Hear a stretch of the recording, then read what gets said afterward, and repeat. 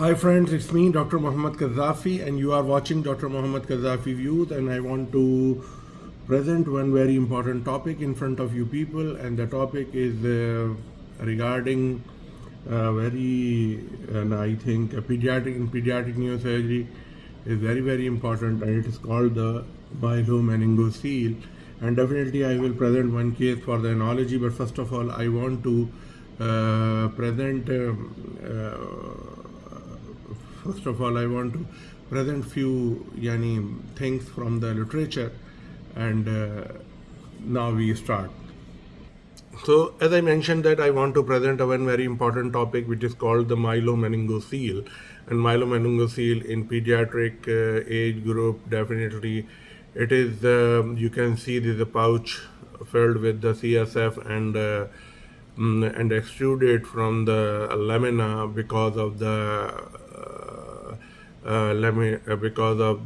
spina bifida, or we can say the we can say this is the aperta and the spinal cord, spinal fluid, meninges you can appreciate here with the spine. But I want to just presented the picture for the gain the attention from you people, and then I will. So, neural tube defect are the spectrum of the congenital anomaly that include the cranial defect and an open or closed spinal dysraphism. So, open spinal dysraphism or spina bifida aperta are visible lesions and include several malformations such as the myelomeningocele. The etiology is often multifactorial, and which include the environmental, maternal, and genetic factor, and it is described as a fluid-contained sac that protruded at the affected vertebral level. Therefore, early medical and surgical management are essential in preventing further complications and neurological damages. So this activity will review the etiology, pathophysiology, presentation, and management option for myelomeningocele. And definitely I want to try to present the most common causative factor responsible for the development of the myelomeningocele, and I want to try to present the common physical signs seen in the patient with the myelomeningocele, and try to express here the introduction like that the neural tube defects are the spectrum of the congenital anomalies, and that include the cranial defect and open or closed spinal dysraphism. So open spinal dysraphism or spina bifida aperta are often seen during the physical examination as visible lesion and include the malformations such as the myelomeningocele. On the other hand, closed spinal dysraphism or spina bifida occulta are non-visible lesions and usually with no apparent sign recognized during the physical examination. Thus, the patients are often asymptomatic with no future complications and usually do not require treatment. And myelomeningocele generally occur during the embryonic development due to the incomplete closure of the spinal neural tube during the first month of the pregnancy. It ultimately leads to an exposed neural tissue or meninges with the fluid-filled sac that protruded at affected vertebral level, and the myelomeningocele can cause several neurological deficits and complications which are depend on the involved vertebral site, and it can lead to devastating morbidity and multiple disabilities. Hence, the prognosis is often worse if diagnosis late or left untreated. So, the etiology behind myelomeningocele is often multifactorial and include the environmental and the maternal and genetic factors. But environmental factors include exposure to the radiation and different type of the pollution, pesticide, organic solvents, and the teratogens. These all are the etiology behind the meningomyelocele, and these multifactorial or environmental or maternal or genetic factor can present this. So the maternal factors are numerous and include the irregular maternal nutrition such as the low folic acid supplementation, caffeine and the alcohol consumption, smoking, the use of anticonvulsant in addition to the certain maternal illness such as the diabetes, obesity, hyperthermia and anxiety. However, most of the cases of the myelomeningocele are sporadic in origin and occur in an non-genetic patterns. Though some genetic factors might increase the risk of occurrence, for instance, the presence of the chromosomal anomaly of trisomy, or we can say the 18 plus 13, and the patient with an affected twins or the first degree relative. Also there are more than 40 genetic strain detected in animal module, and specifically in mice were associated with Spina bifida aperta, and in human, in contrast, a specific genetic mutation of the amino acid altering in the sequencing of the coding region such as the planar cell polarity or pathway genes and the folate 1 carbon metabolism and coding enzyme were reported in some patients with the spina bifida.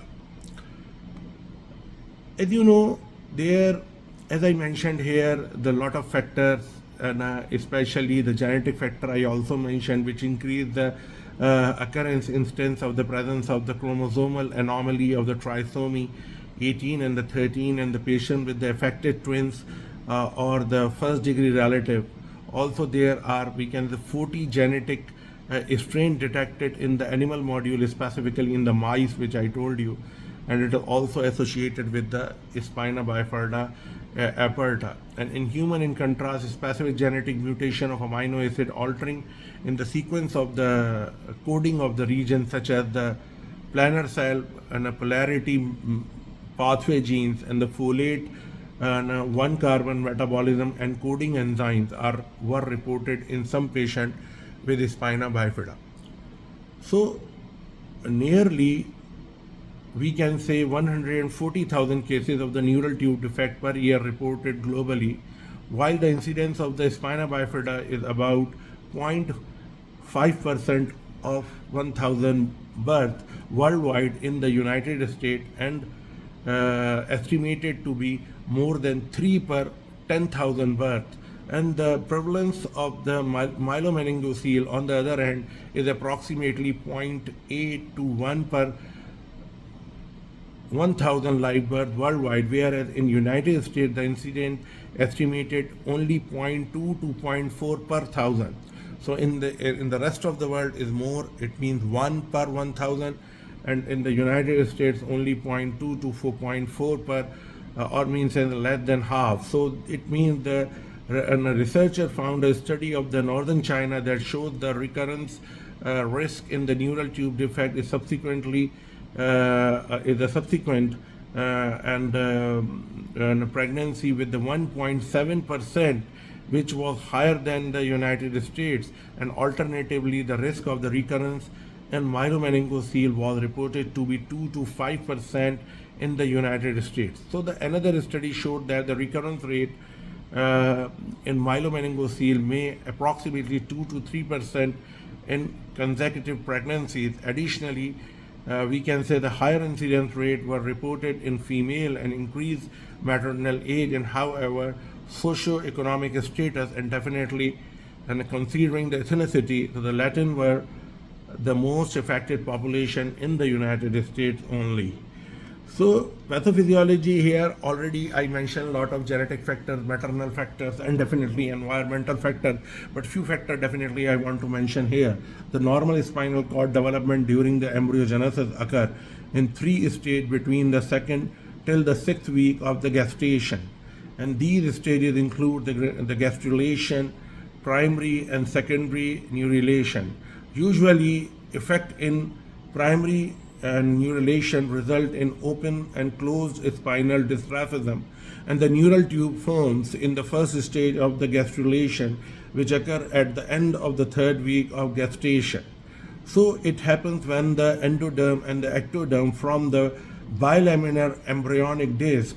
So with rapid cell division of the embryonic disc, and the cell are then migrated to from the mesoderm, which eventually will convert to the trilaminar disc, and finally the notochord interact with the ectoderm to form the neuroectoderm, and the neural plate, which begin at the midline, then proceed cranially and caudally, and during the primary neurulation, the neural fold arrives with the small a central depression called it the neural groove, and this neural fold are then going to the gradually fuse to convert the neural plate and to the neural tube, and the primary neurulation end with the exposed neural tissue called the placoid, and the presence of the neural placoid at the meningeal lining in mostly associated with myelomeningocele, and it is one of the main essential feature to distinguish between the myelomeningocele and the myelo-seal.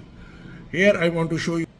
Here you can see there is the A, B, and C. There you can see there is a subarachnoid space, and the spinal cord is coming out, and they become the part of the of that seal. And in other in the B you can see there is a you can see there is a only CSF and arachnoid layer is there, and the third one, which is the A, which is only hair, dura, and the arachnoid are there, and the skin also above there. So these are definitely the contents are different, and definitely, as I mentioned there, when it is all belongs to the developmental stages, and how the developmental stage, as I explained to you, and I want to repeat a little bit regarding that, because very important to understand. And once you understand that, then definitely you can explain the family or the patient and or the patient's family very well, and that definitely it will help you to we can say for better outcome. I took this picture from the internet, and I was thinking that this picture is telling the 1,000 words in that regard. That you can see that the neural tissue, how at the developmental stage here, this is the neural tissue at the developmental stage, and that this fold, and it is folded, and this neural tissue, and you can see this is the, we can say, an rachis. And after that you can see here in the A, you can see there the spina bifida occulta, and this is the myelomeningocele, and this is the meningocele, and this is the myelomeningocele when the spinal cord is involved in it. Regarding the presentation of the newborn in the postnatal period, often involve the presence of the sac extending from the vertebral column covered with meninges filled with the cerebrospinal fluid and the neural tissue, and the clinical presentation is depend on the site of the spinal lesion at the vertebral column. The higher the level affected, the more deficit occur and the worse prognosis of the patient. Myelomeningocele is one of the most prevalent cause of the neurogenic most prevalent to cause the neurogenic bladder in children, and patient can have a lifelong functional disability and other problems such as the paraplegia, sphincter dysfunction, motor and the sensory impairment, which they all can deteriorate with age, and besides some might experience abnormal sexual development in childhood. On the other hand, renal, respiratory and the cardiac complication are common cause of the mortality in patients with the spina bifida. The presence of the other disorders such as the Arnold-Chiari type 2 malformation can complicate the condition of the patient and lower the rate of the survival. Then the cerebellar tonsillar herniation characterize the condition, and downward displacement of the brain stem and the fourth ventricle more than 5 mm below the foramen magnum, as well as the presence of the myelomeningocele hydrocephalus with or without syringomyelia. So the other clinical feature experienced in the childhood include the pain, hypertonia, vertebral anomalies, tethered cord syndrome, psychological and cognitive complication, the degree of neurological impairment predominant depend on the affected spinal cord level, and the myelomeningocele can lead to abnormal motor and sensory function. It is usually the result of the compressive lesion and causing myelopathy and the neuropathy. For instance, quadriplegia often arise from the cervical lesion, whereas paraplegia is mostly associated with thoracic and the lumbosacral lesion. Children can exhibit a delay in developmental milestone, especially in the motor function, and the absence of the leg movement is usually a result of the lower motor neuron dysfunction causal to the lesion. However, children may show the spontaneous leg movement, which is due to functional neuronal conduction, and these movements can be preserved with the therapeutic strategies and the physiotherapy. On the other hand, sensory impairment is dependent on the dermatomal level of the spinal lesion that is affecting the afferent fiber. There are two aspects of the sensation that could be examined to localize the sensory loss, and it includes the light touch and the 2-point discrimination test, which can help exclude any problem in the spinothalamic and the dorsal column pathway. As I mentioned there, the children can exhibit delay in the developmental milestone, especially in the motor function, and the absence of the leg movement is usually the result of the lower motor neuron dysfunction causal to the lesion.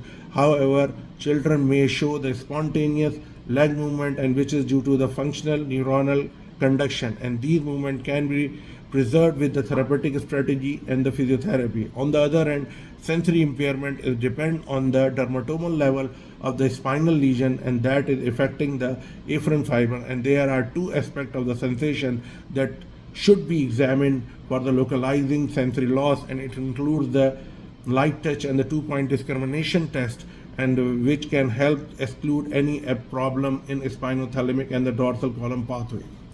So these are the things, as I mentioned here.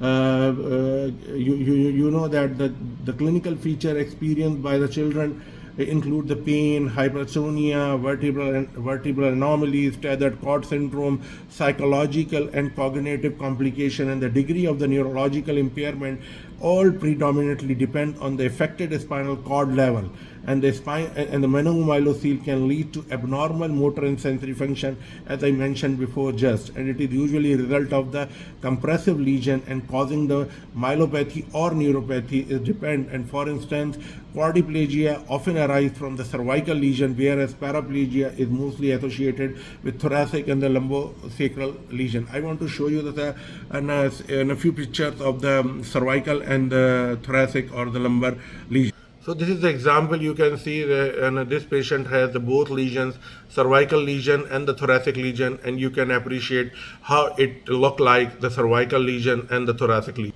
And this is the example of the of the cervical lesion here. You can see how cervical lesion look like and how you recognize it. Here you can see the MRI of the T1 weighted sagittal view and T2 weighted sagittal view, and you can appreciate how it look like, and you can understand, or you can make an idea how it behave or how it look like in the MRI T1 and T2 images, especially the cervical lesion.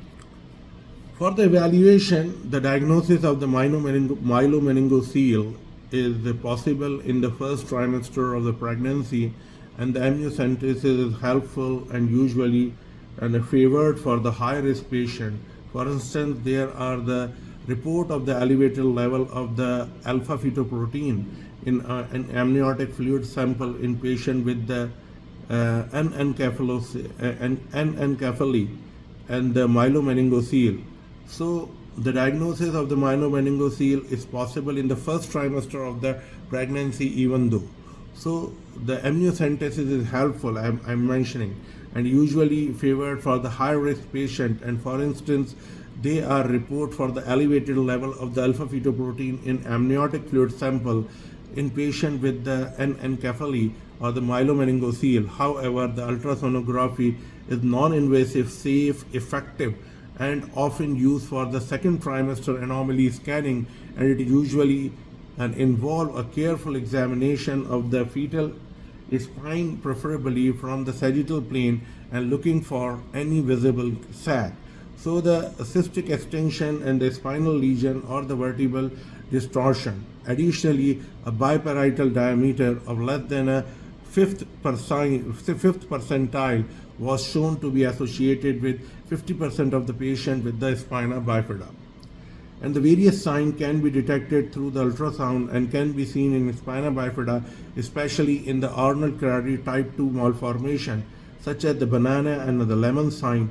The banana sign is usually seen at the posterior fossa when the cerebellar hemisphere are elongated and compressed and displayed the downward resembling the shape of the banana, and the sign can also be associated with obliterated cisterna magna. And however, the lemon sign offer to an abnormal convexity, and the indentation of the frontal lobe correlates with the ventriculomegaly. So these banana sign and the lemon sign, we should know that if we could remember that. So because the other sign also there, but especially you know that the banana sign usually for the posterior fossa when the cerebellar hemisphere are elongated and compressed and displayed downward resembling the shape of the banana, and the sign can also be associated with the obliterated cisterna magna. Otherwise, the lemon sign you can refer to the abnormal convexity, and the indentation of the frontal lobe correlates with the ventriculomegaly.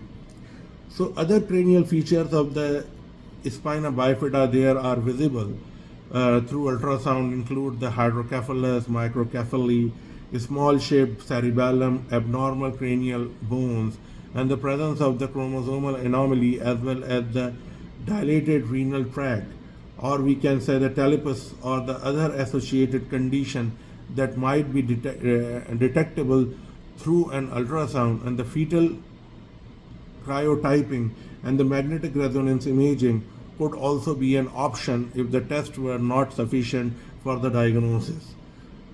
Moreover, MRI could show a better visualization of the spine and the neural element, as well as the other organ system associated with the spina bifida. It can aid the physician to plan for the delivery and to prepare for the fetal surgery, and it also evaluates of the spinal alignment and detect different type of the spinal dysraphism, and can show any abnormality within the spinal cord.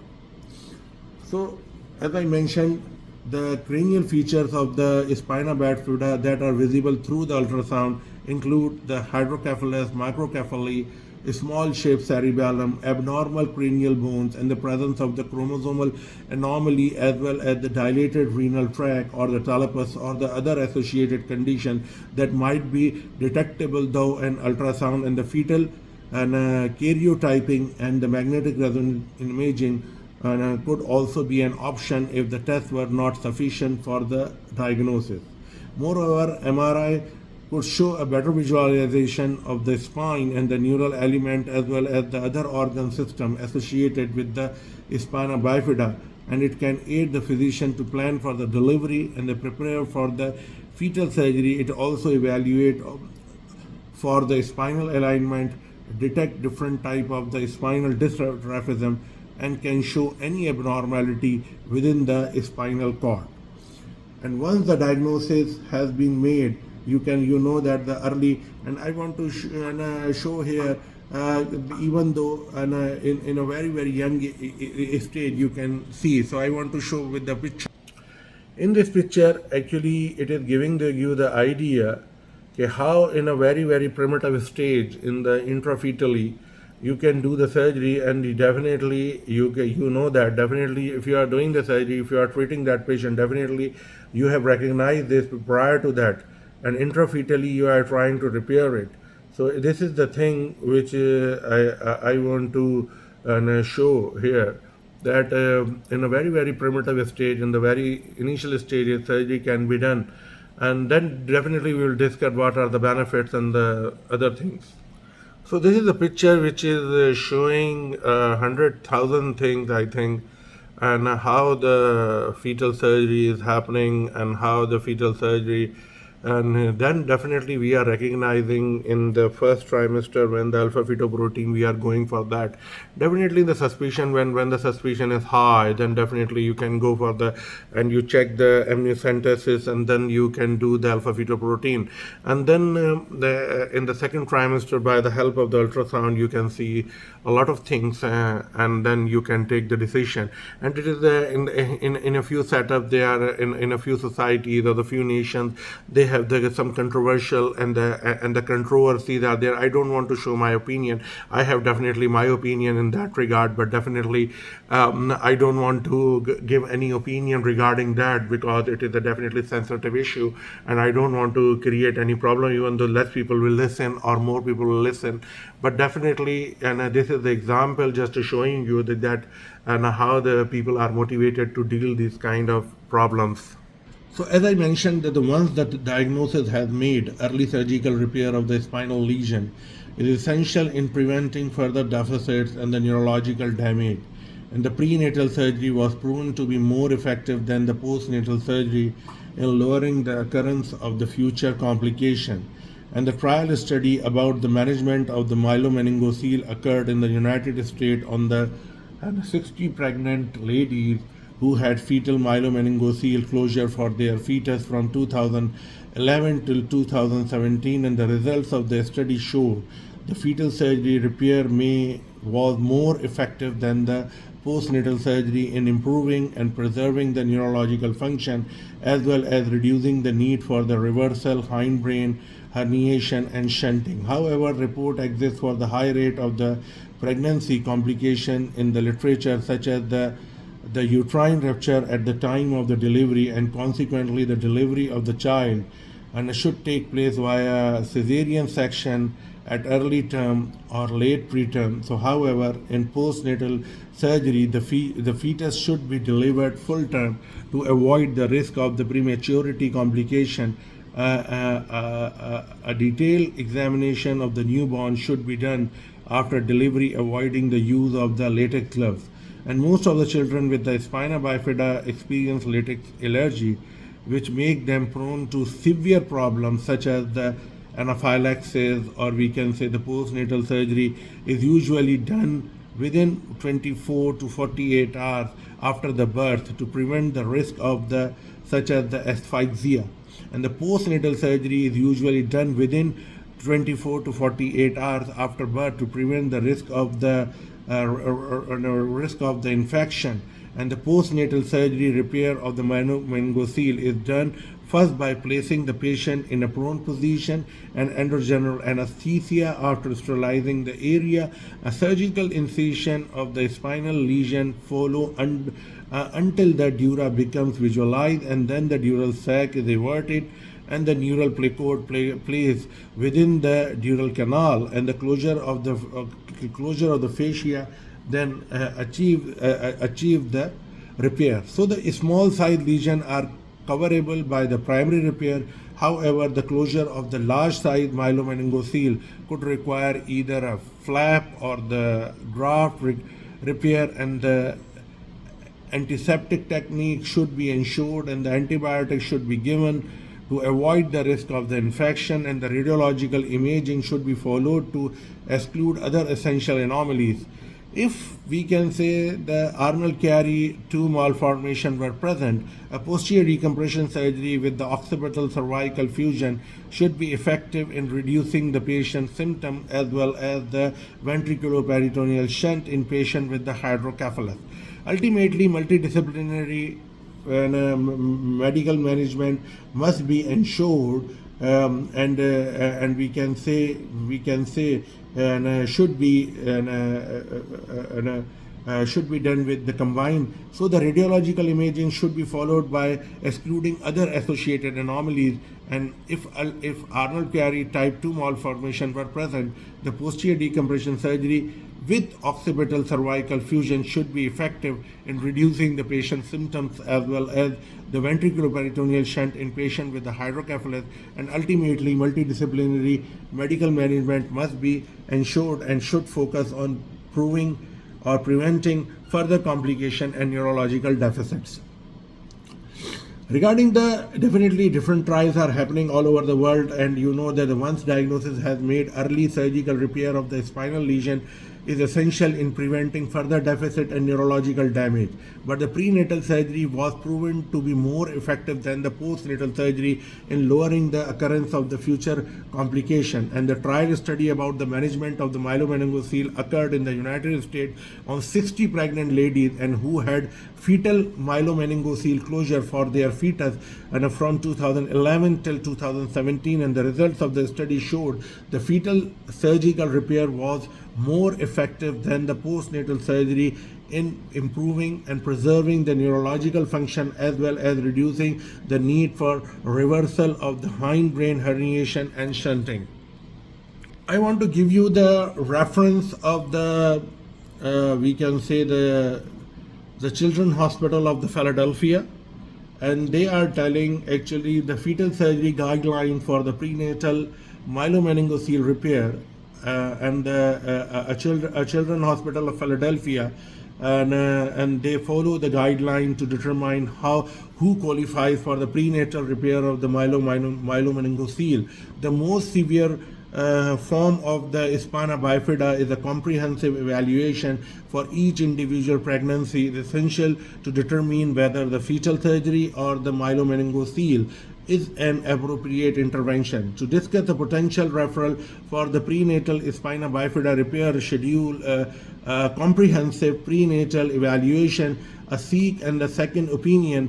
So they are definitely for that. And the guideline for the fetal surgery for the myelomeningocele. So the fetal surgery for the myelomeningocele may be offered in the following circumstances. And the myelomeningocele at the level of the T1 though S1 with the hindbrain herniation, and the lesion can extend below S1, but the highest level cannot be outside the T1 to S1 range, and the lesion level and hindbrain herniation will be confirmed by ultrasound and MRI. So the gestational age at the time of the fetal surgery for the myelomeningocele must be no greater than the 25 weeks and 6 days.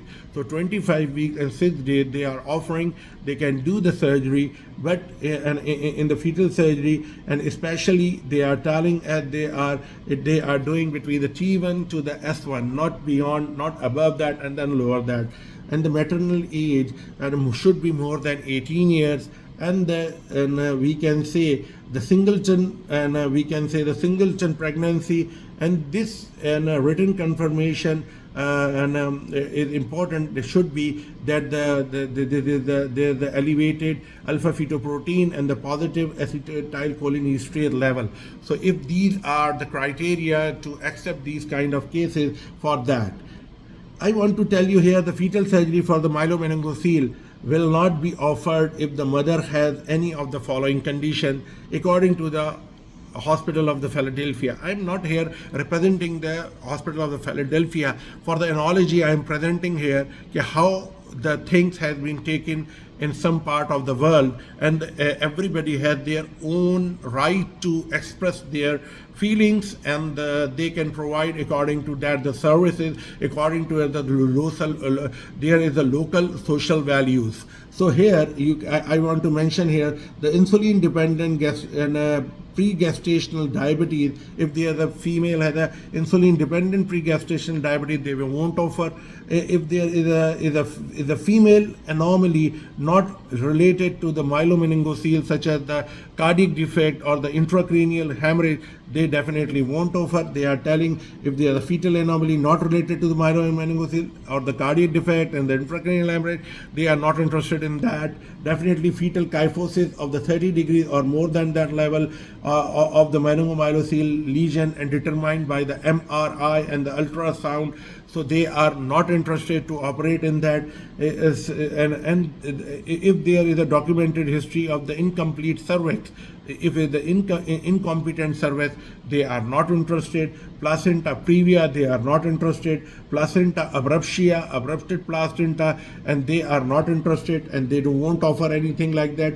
And the history of the vaginal bleed will be evaluated before the fetal surgery will offer. They won't offer. If they are the short cervix, for example, the less than 20 millimeters, based on the, we can say, the measurement taken at the time of the evaluation, they are not offering that. If BMI greater than 40, they won't offer. And the previous spontaneous delivery prior to the 37 weeks, and if member were intact and the labor was induced and this is not considered spontaneous, then the history of the stillbirth will require the further review, and the maternal fetal,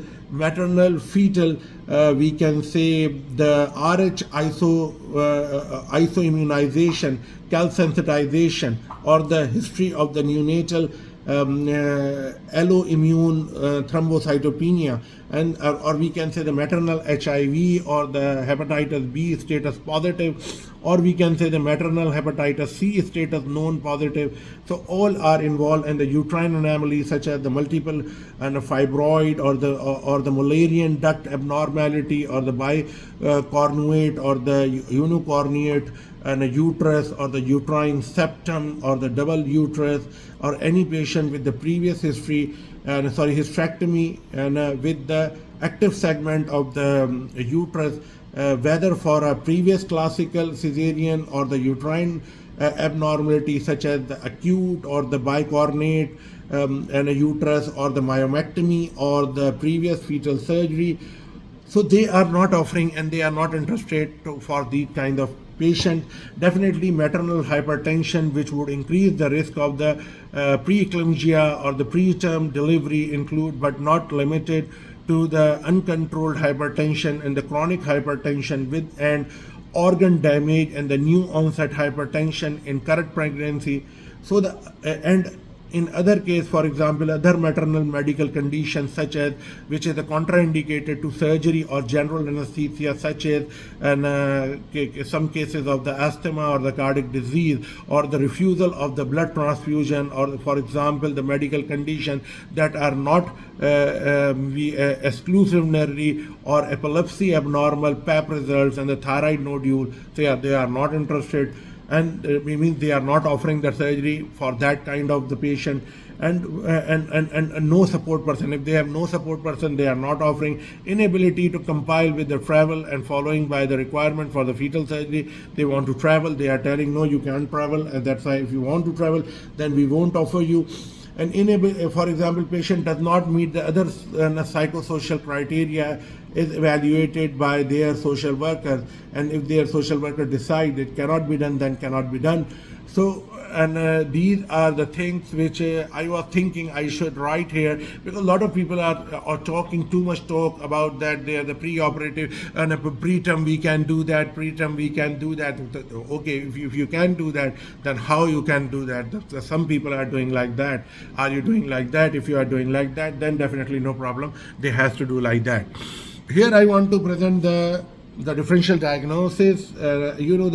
The terminal myelomeningocele, a rare skin-covered lesion, depend as one of the type of the neural tube defect, and it's caused by the dilatation of the central spinal canal or the caudal end of the vertebra. And the sacrococcygeal teratoma, a germ cell tumor mostly derived from the multipotent stem cell of the primitive streak, and usually grows at the base of the and we can say the coccygeal bone, and we can say the sacrococcygeal teratoma, a germ cell tumor mostly derived from the multipotent tumor cells and the primitive streak, as well as they are, for example, the coccygeal bone, and the terminal myelomeningocele, a rare skin covered lesion defined as one of the type of the neural tube defect, and definitely it is caused by the dilation of the central spinal canal at the caudal end of the vertebra. So this terminal myelomeningocele, it is not the myelomeningocele, it is definitely a myelocystocele. I beg your pardon. This terminal myelocystocele, and myelocystocele is not like the myelomeningocele, it is different than that, and as it is a rare skin covered lesion, but defined as one of the type of the neural tube defect, but it's caused by the dilatation of the central spinal canal at the caudal end of the vertebra. One is the caudal neural tube defect. It encompasses other from the spina bifida, such as the meningocele or myelocele.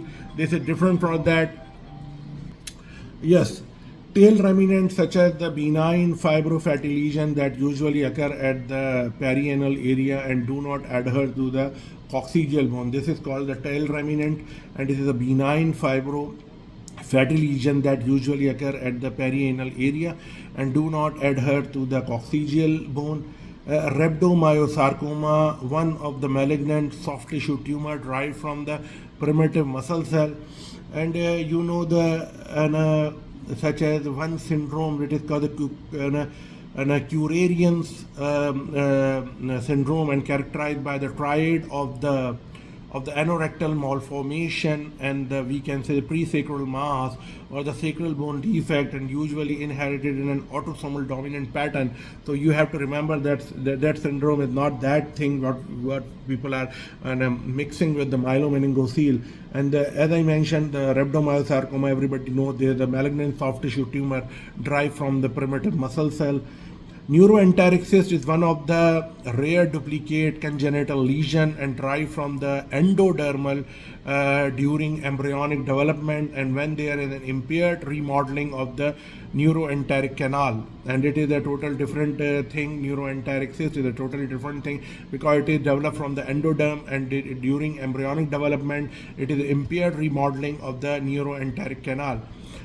One more thing, which is the caudal regression syndrome, which is include that the sacral agenesis and the hypoplasia, and occurring when there is an incomplete development of the coccygeal bone during the embryogenesis.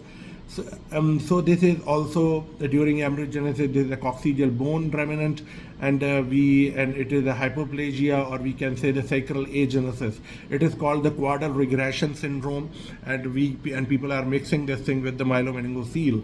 So the prognosis here, the delayed diagnosis of the myelomeningocele is associated with the poor prognosis and the lower rate of the survival, and it accounts for approximately 50% of the infant death in underdeveloped countries, and however delayed and the neglected malignant management has linked to various complications such as dependence, immobility, functional disability, muscle weakness, bladder and the bowel dysfunction, and the presence of the other disorders such as the hydrocephalus increase the mortality rate in the patient with the myelomeningocele. According to the study was done in Washington, United States, the survival rate and have increased from 60 to 90% in the 1960 to 1985 respectively, and the increased rate is attributed to the improvement and advance in medicine and surgery throughout the past year.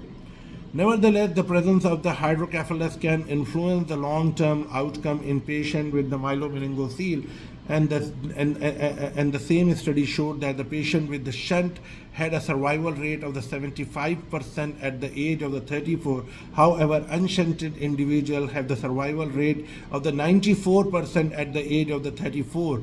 So definitely, and however, the patient with the asymptomatic hydrocephalus can be treated conservatively without a shunt. So this is a big information, I think, and we have to know, and we have to remember, and we have to understand that. So nevertheless, shunt insertion is usually indicated in symptom unstable ventriculomegaly or indication include the sign of the elevated intracranial and blood pressure, rapidly increased ventricular size on imaging, and worsening symptoms of the Arnold Crady type 2 malformation. Aggressive treatment and the early surgical repair are effective in improving neurological recovery and increase survival rate and enhancing the long-term prognosis in patients with the myelomeningocele. Bowel dysfunction was associated with the lower score of the health-related quality of the life than bladder dysfunction in a patient with the spina bifida. Various factors were associated with the bowel dysfunction include the urinary tract disorder, male sex, and obesity. Chances of improvement in the bowel function are possible with the use of the conservative bowel management of the retrograde and the antegrade bowel enema, as well as surgical bowel management. However, most studies suggest that the surgery remains the last option for the treatment due to the high risk rate of the complication. Bowel dysfunction was associated with the low score of the, we can say, the health related quality of the life than the bladder dysfunction in patient with the spina bifida, and various factors were associated with bowel dysfunction include the urinary tract and a disorder, male sex, and the obesity. Chances of the improvement in bowel function are possible with the use of the conservative bowel management of retrograde antegrade bowel enema, as well as surgical bowel management. However, most studies suggest the surgery remains the last option. So here definitely the surgery should be the last option. But the renal failure remains one of the most common cause of the mortality in the patient with the spina bifida. Hence, to prevent the occurrence of the neurogenic bladder and the renal damage, a full urological management examination should be obtained after the birth, and the examination is done by assessing the pelvic floor, muscle activity, and sustaining lower bladder pressure. After surgical repair, all patients should have a clean intermittent catheterization and followed by the anti-muscarinic therapy and the low-dose chemo prophylaxis. So these will help to maintain low bladder pressure and avoiding overactivity, dorsal muscle activity, and preventing the risk of the urinary tract infection.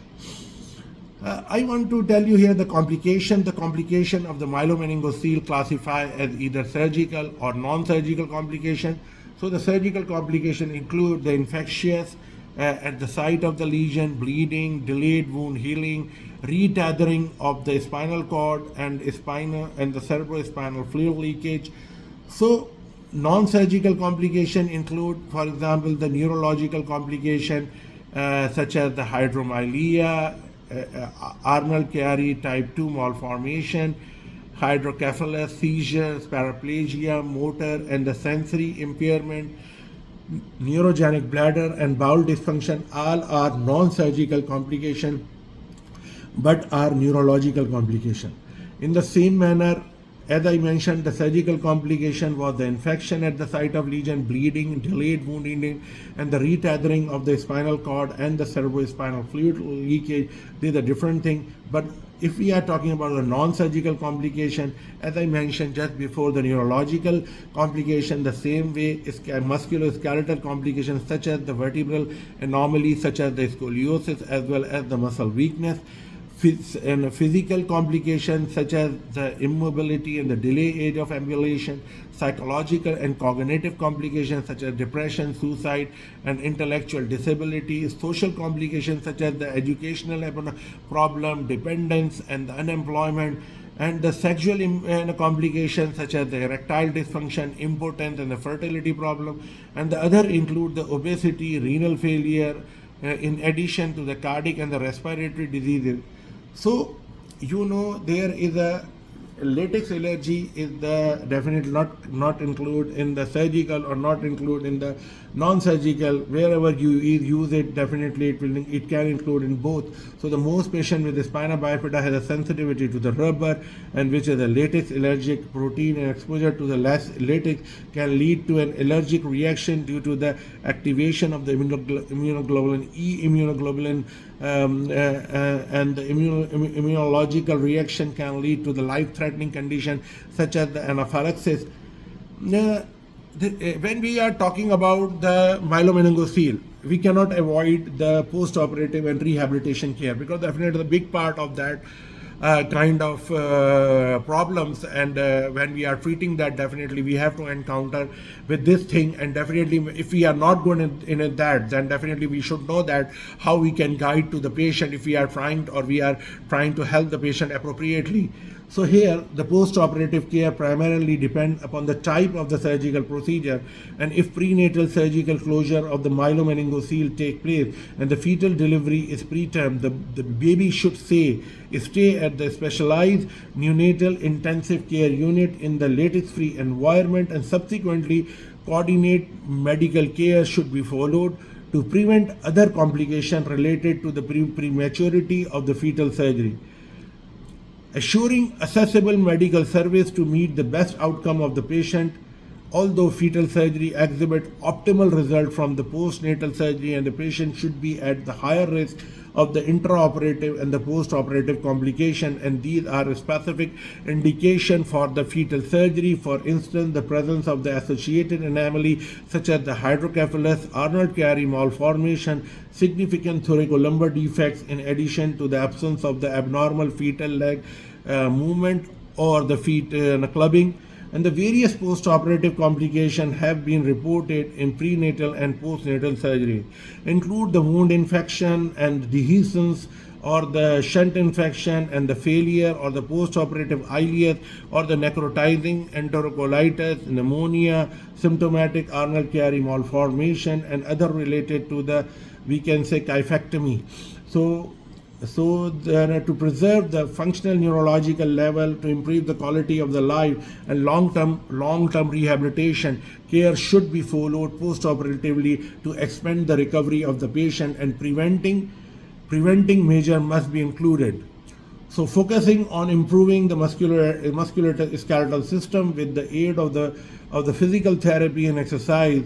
So therefore, avoiding the risk of developing a pressure ulcer, wound infection, deep vein thrombosis, obesity, and the metabolic syndrome. Moreover, patient with the hydrocephalus should have the regular, we can say, the ophthalmology visits to screen for the usual impairment and papilledema. Also, urodynamic testing is recommended for patient complaining of any urological problems to rule out the presence of the neurogenic bladder.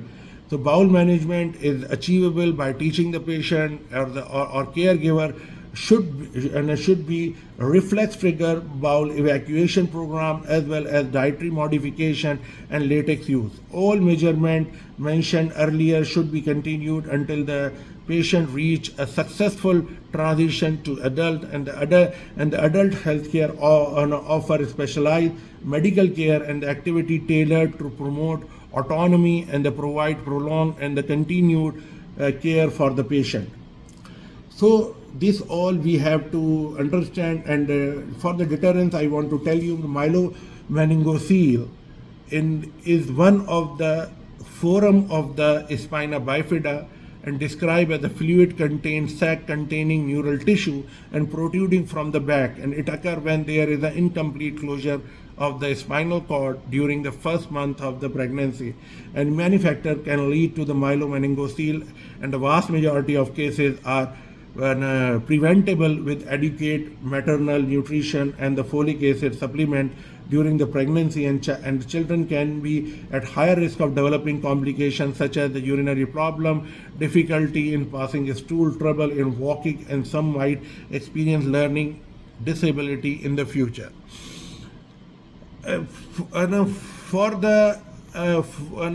For completion of this lecture, I want to add one case for the analogy here, and it is very important in my humble opinion, and it is like that, as I mentioned here, that we can say the myelomeningocele here, after routine prenatal ultrasound reveal a fetus has an, we can say, the anomaly of the low back, and the fetal MRI is performed, and the radiologists conclude with the myelomeningocele, and the mother and the father are referred to the prenatal, we can say, the constellation and the discussion of the MRI result.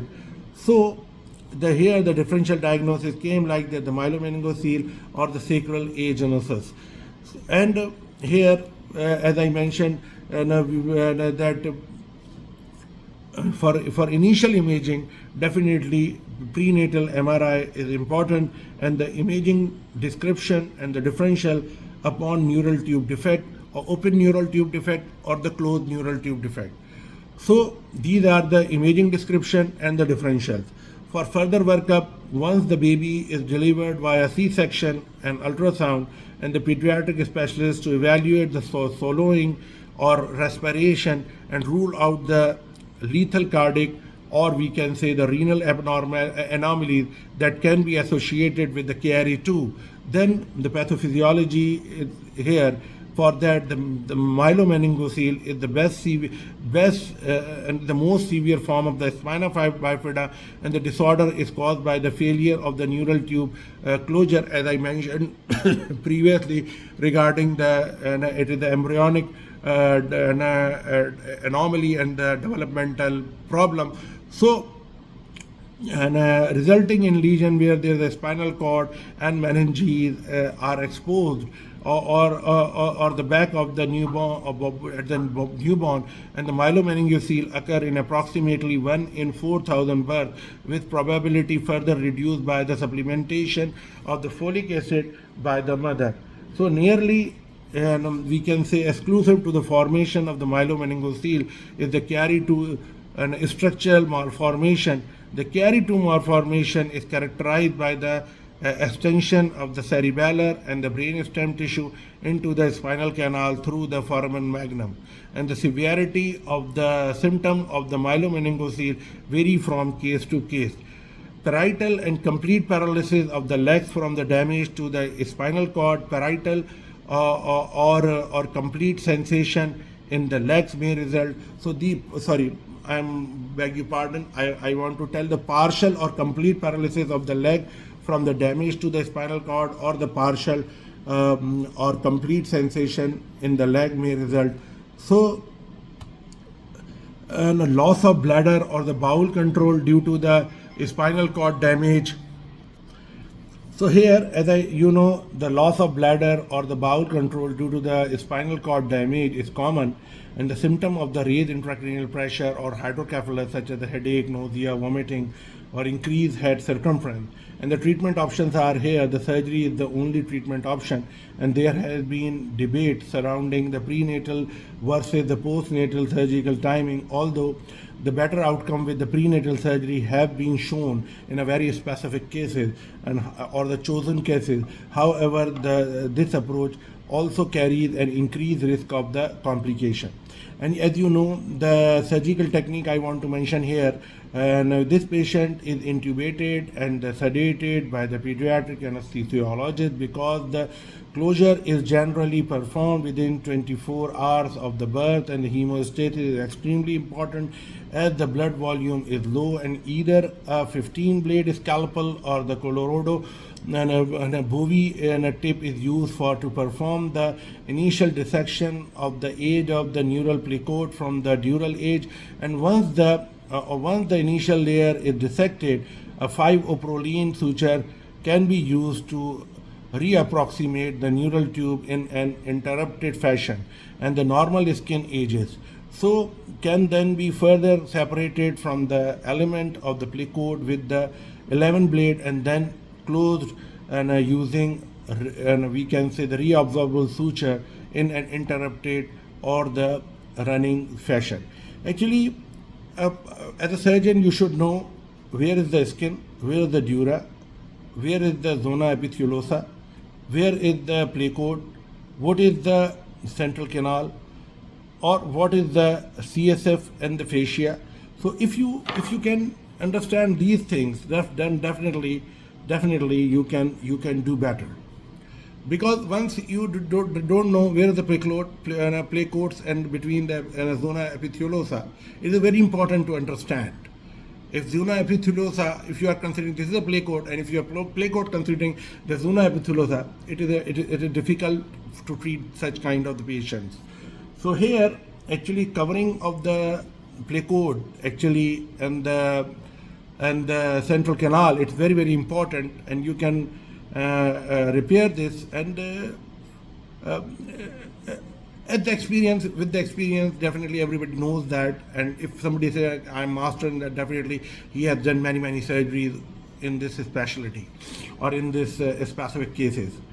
The complication is only delay in a surgery can lead to the further issue of the infection. Therefore, the operator operate as soon as possible and the reasonable possible within 24 hours, and regardless of the rupture, given that the skin is open, and the antibiotic prophylaxis is a key. Additionally, keep the play code moist and the patient prior to the surgery, and the theory of the latex allergy is not a true allergy, and the concern over the future allergy, we can say the development, and given the use of the gloves for the catheterization and for the bladder, etc. So why latex precaution are taken, and it is very mandatory in such cases, and here I can mention here a few pictures and from the book. If I want to express you, if I want to express you that this is the means surgery regarding. So this is I want to definitely show you. Picture definitely from a book. Definitely I cannot show you the blood and the bloody picture because this is a YouTube. It is striking and for us, unfortunately, that's why I am afraid to present the bloody picture. So here, and you can appreciate what is the fascia, as I mentioned before. What is the dural sac entering the fascia defect? You should know where is the zona epitheliosa. You should know where is the play code. You should know where is the skin, and definitely the neck of the sac has been divided here, and the sac out from the play code here. And these pictures definitely, as I mentioned you, I am taking from the book. It is my obligation. I cannot give you the real time picture, although I have, and I cannot present that. And because of the YouTube policy, and I have to bound to follow YouTube policy. Here you can see the mobilizing and closing the dura, and dura is undermined and closed using the continuous furrow and a non-absorbable suture here. And in the down picture, you can see there is a facial closure, and the fascia is closed with the continuous stitch, and or we can say the caudal end of the repair and may be incomplete, and the skin is mobilized by the blunt dissection with a Caesar or the skin. And not always you have that kind of the luxury that you can separately or layer by layer. Definitely it's ideal is good, but if people are doing that, they know that sometimes we have to repair in a one layer, and it is definitely sometimes we have no other option, and we have to do that, and anyhow. So you should know that the monitor for the hydrocephalus postoperatively and long-term complication include the syringomyelia, tethering cord, spasticity, scoliosis, and urinary problem, and the shunt failure. I try to explain and present this case with my heart, genuinely, with all my efforts, which I could do, and it could be helpful for a lot of people, I hope. And if you like it, please subscribe and share with others. So thank you so much.